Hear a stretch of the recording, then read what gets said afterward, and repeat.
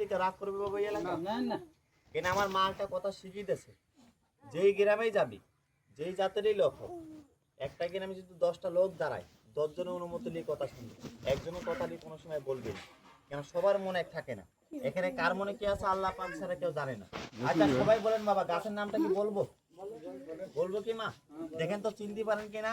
ওই যে গাছটার নাম বাংলা ভাষায় বলা হয় বেঞ্জিমুখী গাছ। বেঞ্জিমুখী গাছ কি গাছ? বেঞ্জিমুখী। চিনতে পারেননি আপনারা বাবা?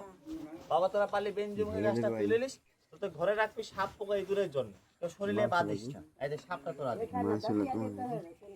এই দেখ ভাই ভিডিও করছিস বাঘ নাকি? বাঁধা বাঘ বড়ায় ভাই ভিডিওটা করিস না বড় ভাই। এই দেখ তোরা সাপটা দেখ, চোখে দেখ এমনি।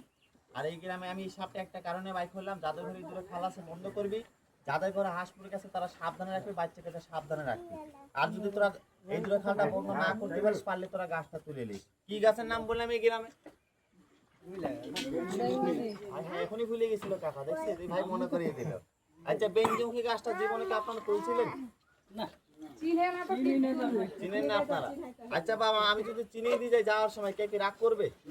আমি চিনিয়ে দেবো, তবে টাকা চলে জিনিস করলে বড় ভাই